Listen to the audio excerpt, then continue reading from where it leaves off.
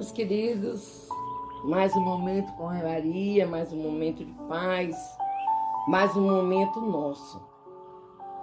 Isso é muito bom. Estamos caminhando para encerrarmos mais um ciclo, de 365 dias. Já podemos começar a pensar nesses 364 dias, no caso, que vivenciamos e nos questionarmos: tá tudo bem? Esqueci algo? Faltou algo? É hora de repensar, meus queridos.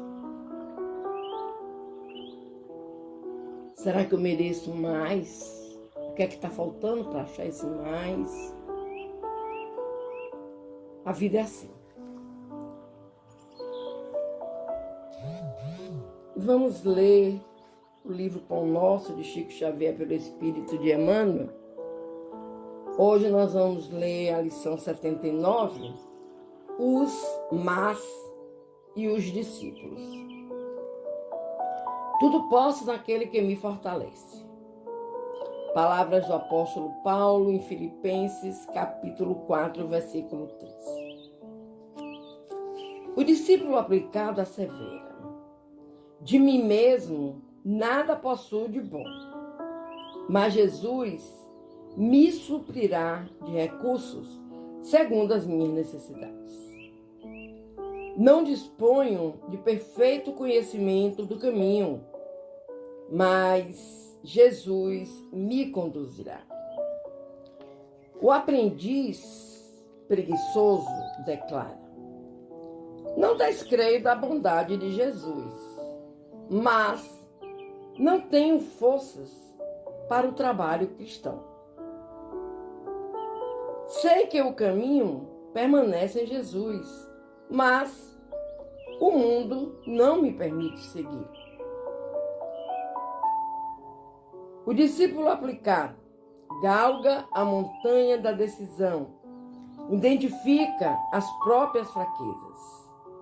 Entretanto, confia no divino amigo e delibera viver-lhe as lições. O segundo, ou seja, o preguiçoso,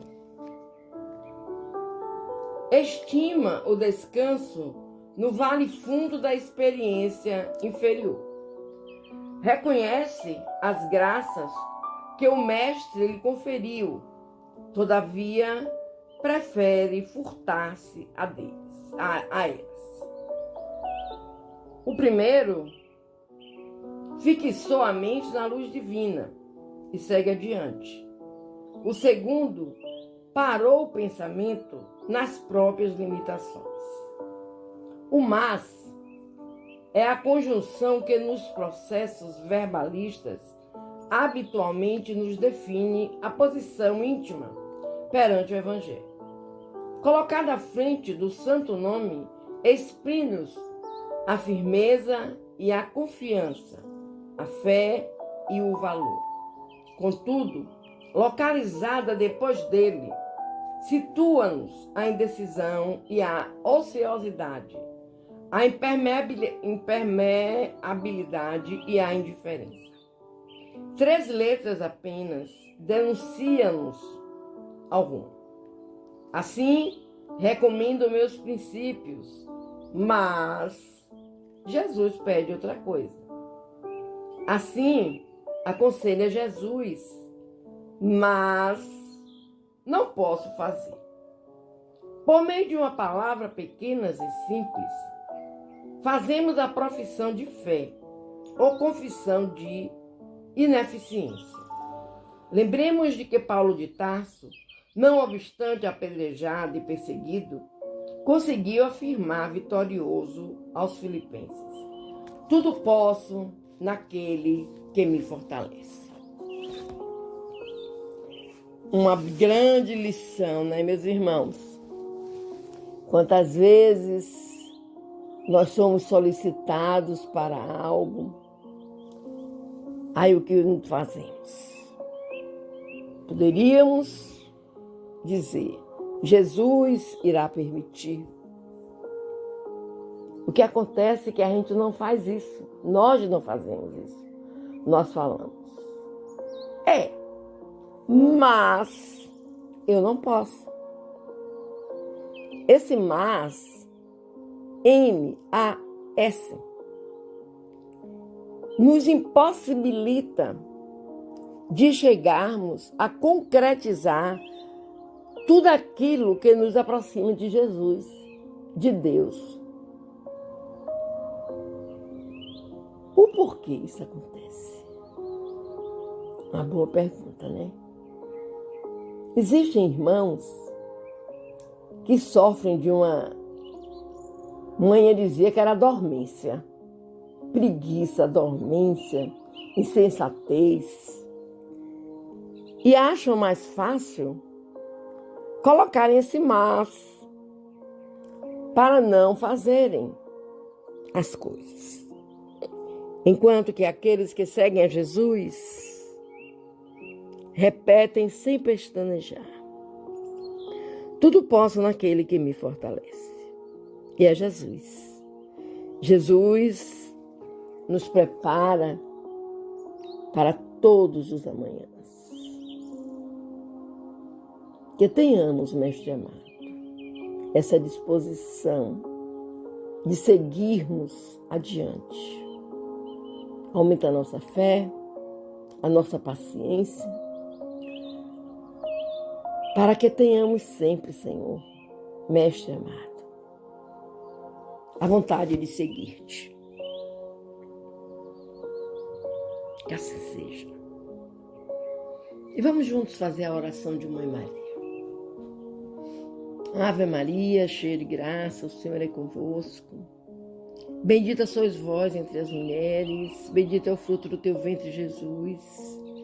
Menina Maria, Mãe de Jesus, rogai por nós, pecadores, Mãe amada, agora, na hora do nosso desenlace. Que assim seja.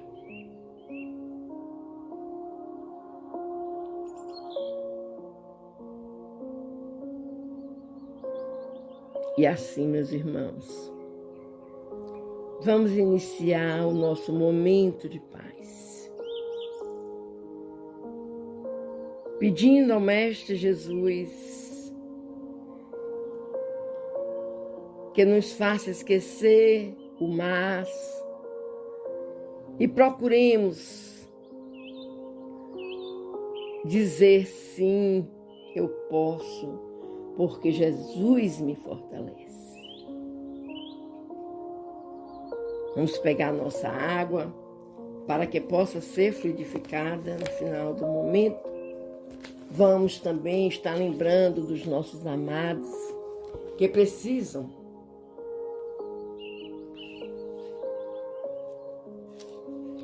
da paz, da saúde, da fé, do amor. Jesus nos dá, meus queridos. Jesus nos dá. E vamos dar continuidade à leitura do livro dos Médiuns. Estamos lendo o capítulo 25, que é os das evocações.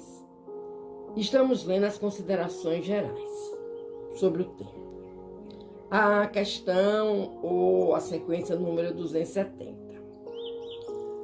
Quando se deseja comunicar com determinado espírito, é de toda necessidade evocá-lo.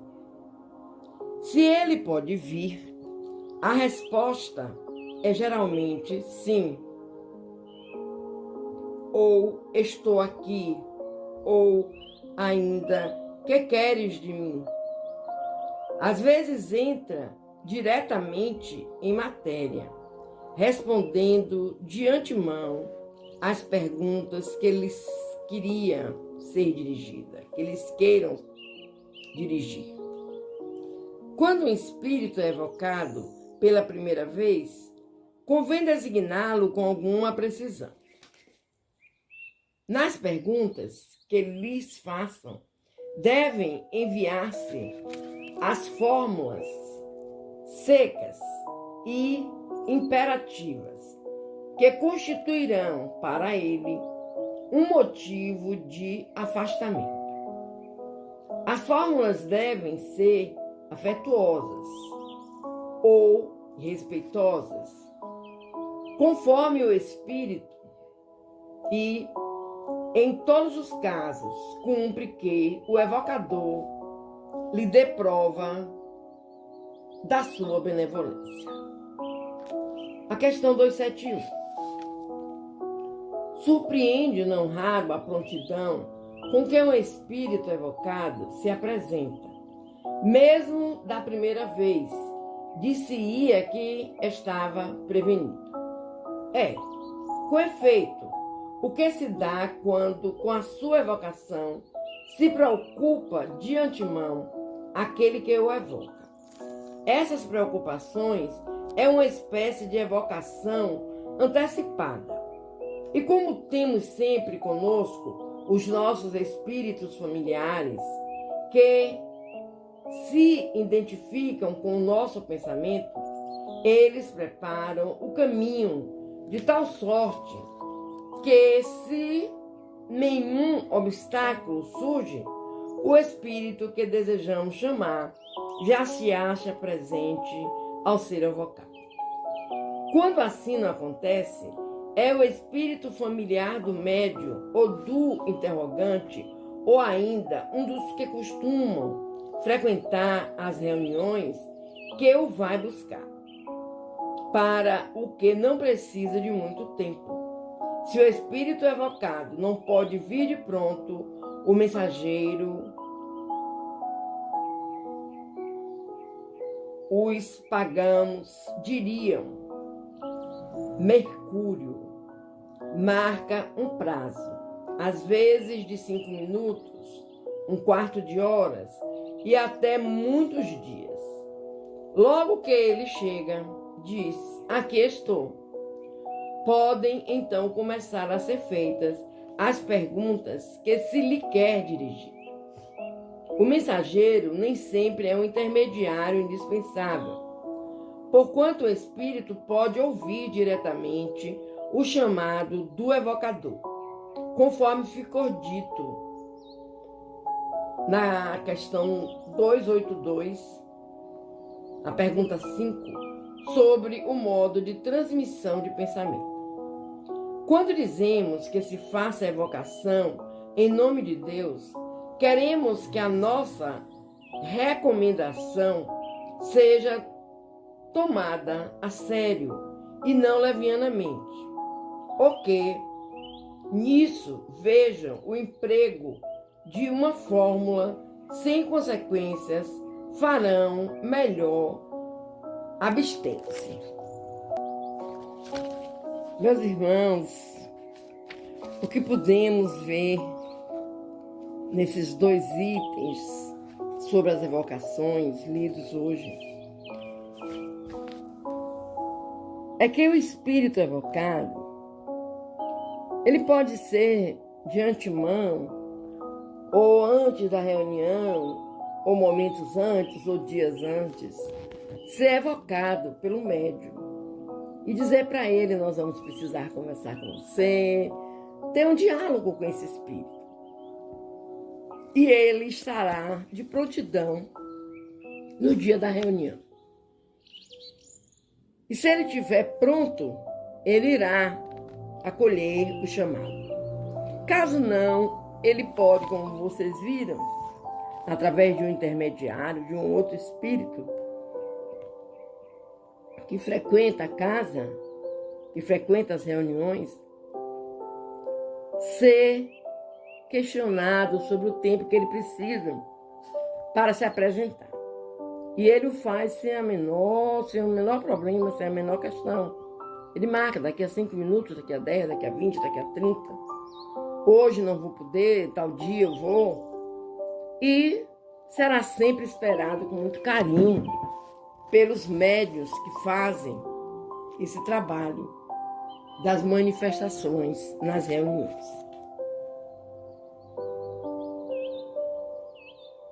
E assim, meus amores, vamos juntos, fazemos a nossa oração, conversar com o Pai conversar com o Pai.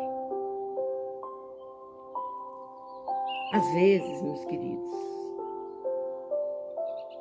muitos de nós nos pegamos a pensar,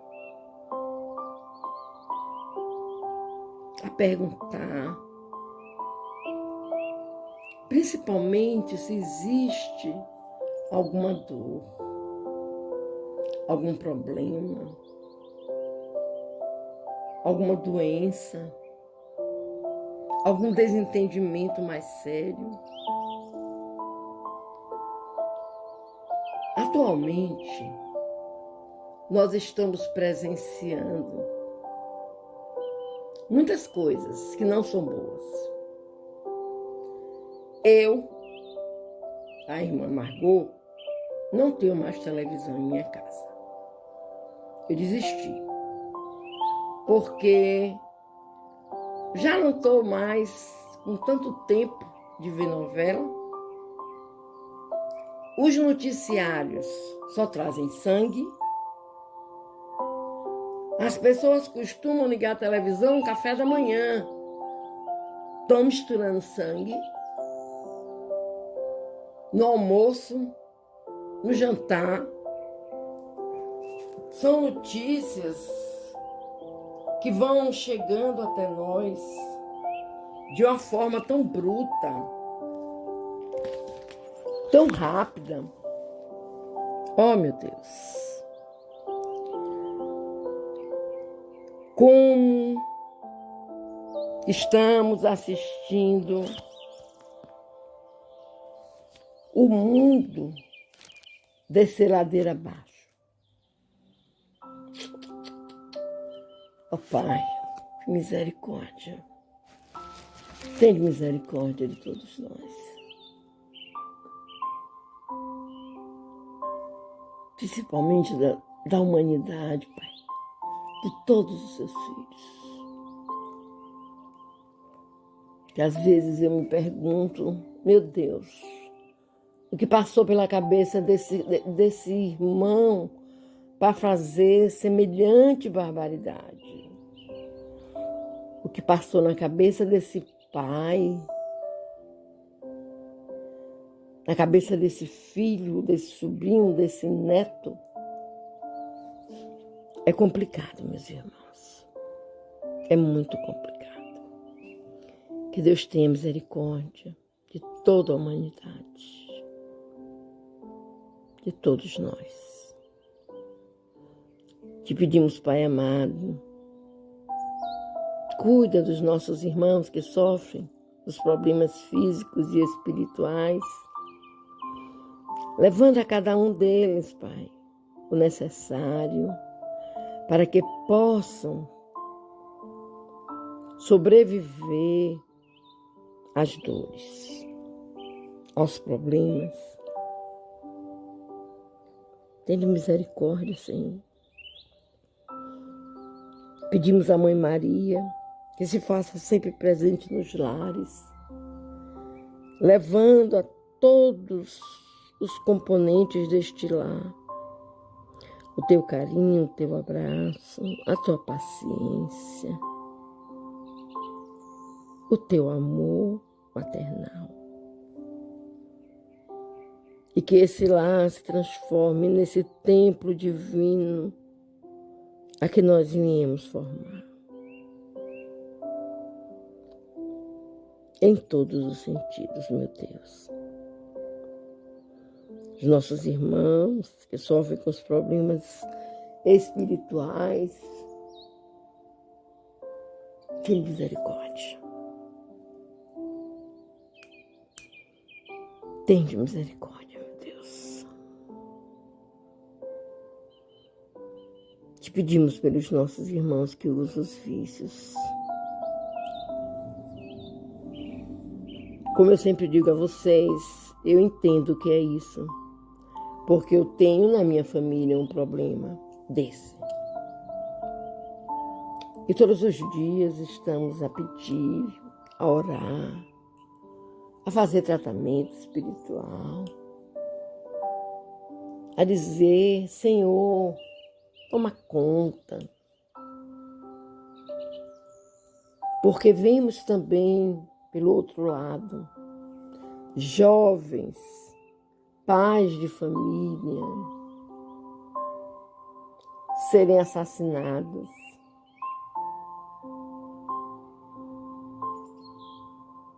Pelo motivo das drogas, desse uso infernal. Por isso é que te pedimos, Senhor, tenha misericórdia.